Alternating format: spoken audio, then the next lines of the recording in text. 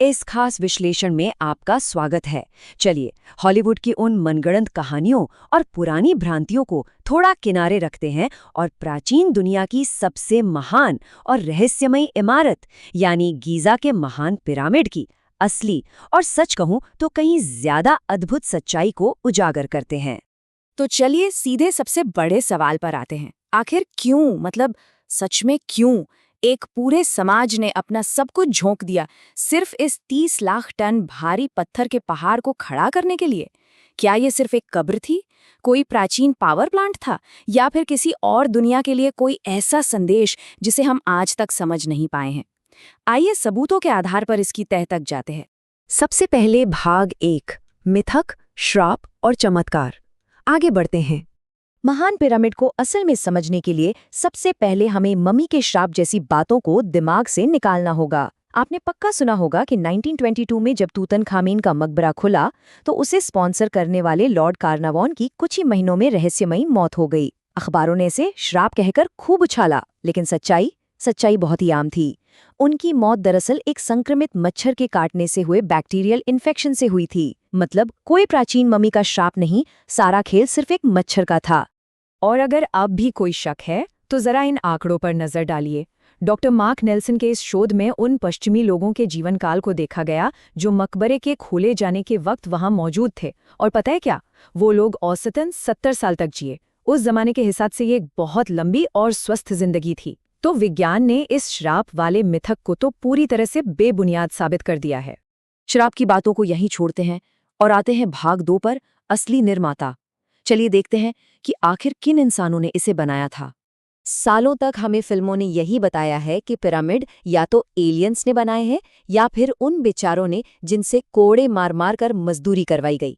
लेकिन पुरातत्व विज्ञान कुछ और ही कहानी बयां करता है। ये दासों का काम नहीं था, ये काम कोवेवी श्रम प्रणाली के तहत वेतनभोगी और मौसमी मजदूरों ने किया था। ये एक गजब की संगठित व्यवस्था थी। दरअसल जब नील नदी में बाढ़ आती थी और खेतों में काम नहीं हो पाता था, तब किसानों को अच्छे वेतन पर इस निर्माण कार्य में लगाया जाता था। अब ये हिस्सा वाकई हैरान करने वाला है। इन मजदूरों के जो कंकाल मिले हैं वो बताते हैं कि उन्हें उस समय की बेहतरीन मेडिकल सुविधाएं दी जाती थी। उनकी टूटी हुई हड्डियों को एकदम सही तरीके से सेट किया गया था। और तो और कुछ कंकालों में अंग काटने यानी एम्पुटेशन की सफल सर्जरी के भी सबूत मिले हैं। मतलब वो लोग सर्जरी के बाद भी महीनों या सालों तक जिंदा रहे। घायलों को मरने के लिए नहीं छोड़ा जाता था, उनका बाकायदा इलाज होता था। जाहिर है इतने भारी पत्थर उठाने का शरीर पर बुरा असर तो पड़ता ही था। कंकालों में रीढ़ की हड्डी और जोड़ों के घिसने की बीमारियां साफ दिखती हैं। लेकिन मिस्र के साम्राज्य ने इन मजदूरों को पूरा सम्मान दिया। उन्हें खाने में बेहतरीन क्वालिटी का मांस, खासकर प्रोटीन से भरपूर मवेशियों का मांस दिया जाता था। और सबसे बड़ी बात, मरने के बाद उन्हें शाही परिसर के बिल्कुल बगल में एक बाकायदा बनाए गए कब्रिस्तान में दफनाया जाता था। जरा सोचिए, एक गुलाम को ऐसा सम्मान कभी नसीब नहीं हो सकता। अब आते हैं भाग 3 पर, प्राचीन सप्लाई चेन या रसद नेटवर्क।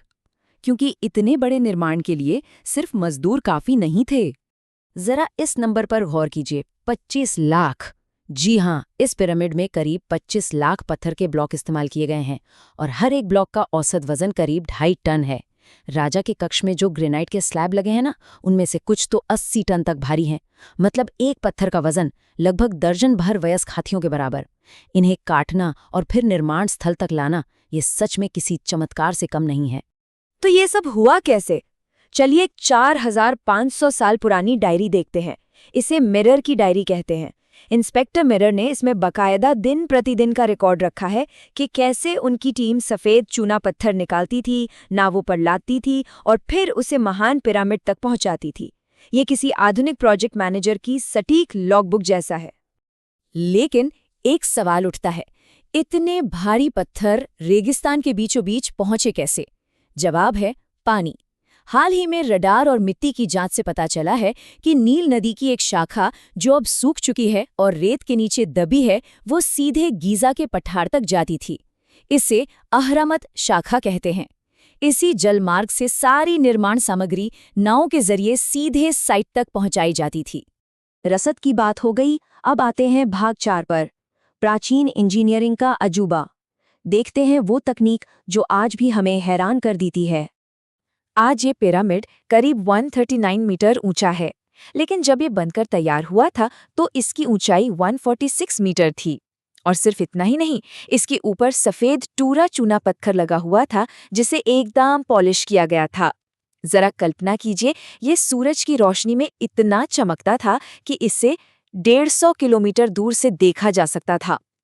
वक्त के साथ वो बाहरी पत्थर या तो चोरी हो गए या फिर मौसम की मार नहीं सह पाए। अब इंजीनियरिंग की ये बारीकी देखिए। इसका बेस 13 एकड़ से भी बड़ा है, लेकिन इसके लेवल में 2.1 सेंटीमीटर से भी कम का अंतर है। बिल्कुल सपाट। इसकी चारों दिशाएं ट्रू नॉर्थ या भौगोलिक उत्तर से लगभग एकदम सटीक बैठती हैं। शायद उन्होंने कंपास का, अरे नहीं, उनके पास तो कंपास या लोहे के औजार थे ही नहीं। ये सब उन्होंने शायद तारों की चाल देखकर किया था। और हाँ, बाहर मौसम चाहे जैसा हो, पिरामिड के अंदर का तापमान हमेशा 20 डिग्री सेल्सियस ही रहता है ना कमाल की बात? इन भारी पत्थरों को इतनी ऊंचाई पर कैसे चढ़ाया गया, ये सवाल हमेशा से परेशान करता रहा है। लेकिन हाल ही में हटनूब की एक खदान में कुछ ऐसा मिला जिसने तस्वीर थोड़ी साफ कर दी। वहां लकड़ी के खंभों, रस्सियों और सीढ़ियों वाला एक 20% ढलान वाला रैंप मिला है। इससे साबित होता है कि प्राचीन मिस्रवासियों को पुली या घिरनी जैसे सिस्टम की बहुत अच्छी समझ थी, जिससे वो अपनी खींचने की ताकत को कई गुना बढ़ा सकते थे। लेकिन पिरामिड जैसे जैसे ऊपर उठता है, बाहर से रैंप बनाना तो नामुमकिन हो जाता है। यहीं पर फ्रांसीसी वास्तुकार जीन पियरे हुडन की थ्योरी एकदम सटीक लगती है। 3D मॉडलिंग के जरिए उन्होंने बताया कि निचला 30% हिस्सा तो बाहरी रैंप से बना होगा, लेकिन ऊपर के हिस्से के लिए उन्होंने पिरामिड के अंदर ही एक घुमावदार रैंप बनाया था। कोनों पर खुली जगह छोड़ी गई थी ताकि क्रेन की मदद से पत्थरों को घुमाया जा सके। ये इस पहेली का बहुत ही तार्किक और शानदार जवाब लगता है। चलिए, बाहर से बहुत देख लिया, अब चलते हैं इसके अंदर। भाग 5, पत्थर के इस पहाड़ के अंदर क्या है। आपको शायद लगे कि ये अंदर से पूरा ठोस होगा, लेकिन ऐसा नहीं है। इसके अंदर एक पूरी जटिल दुनिया है। नीचे की ओर जाता एक रास्ता है जो एक अंडरग्राउंड कक्ष तक जाता है। एक ऊपर जाने का रास्ता है। एक 8.6 मीटर ऊंची बेहद शानदार ग्रैंड गैलरी है। फिर क्वींस चेंबर और किंग्स चेंबर हैं। राजा के कक्ष में ही रोज ग्रेनाइट का वो भारी ताबूत रखा है। और इस पूरी जगह को हमेशा के लिए सुरक्षित करने के लिए भारी पत्थरों की एक खास लॉकिंग प्रणाली भी बनाई गई थी ताकि कोई अंदर ना आ सके। किंग्स चेंबर के ठीक ऊपर कुछ बहुत ही दिलचस्प है, रिलीविंग चेंबर्स। ये असल में छिपी हुई खाली जगहें हैं जो राजा के कक्ष को ऊपर के लाखों टन वजन से पिचकने से बचाती हैं। और मजे की बात यह है कि जब 19वीं सदी में इन्हें खोजा गया तो वहां लाल स्याही से मजदूरों के बनाए हुए कुछ निशान मिले। उन निशानों में सीधे तौर पर फराओ खुफू का नाम लिखा है। मतलब ये खुफू का ही पिरामिड है। इसका इससे बड़ा सबूत और कोई हो ही नहीं सकता। और ऐसा नहीं है कि इस पिरामिड ने अपने सारे राज खोल दिए हैं। 2017 में ही एक प्रोजेक्ट के दौरान वैज्ञानिकों ने पार्टिकल फिजिक्स और म्यूऑन टोपोग्राफी जैसी बेहद एडवांस टेक्निक का इस्तेमाल किया। और उन्हें क्या मिला? ग्रैंड गैलरी के ठीक ऊपर एक 30 मीटर लंबा छिपा हुआ खाली स्थान। और सबसे खास बात यह है कि ये खोज पिरामिड के एक भी पत्थर को हिलाए बिना की गई। वो खाली जगह क्या है, उसमें क्या छिपा है, ये आज भी एक रहस्य है। तो इस पूरे सफर के बाद एक बड़ा सवाल जहन में आता है, प्राचीन दुनिया और हमारी आज की आधुनिक दुनिया के बीच क्या सच में सिर्फ तकनीक का फासला है, या फिर फासला हमारी इच्छा शक्ति का है? बिना किसी भारी आधुनिक मशीनरी के उस वक्त के इंसानों ने अपने अनुशासन और संगठन से वो कर दिखाया जो आज भी हमें दांतों तले उंगली दबाने पर मजबूर कर देता है। महान पिरामिड सिर्फ पत्थरों का एक ढेर नहीं है, ये इस बात का जीता जागता सबूत है कि जब इंसान ठान ले तो वो क्या कुछ नहीं कर सकता। तो अगली बार जब आप इस अजूबे के बारे में सोचें तो जरा खुद से पूछिएगा, हमारी सामूहिक इंसानी क्षमता की असल सीमा आखिर है क्या?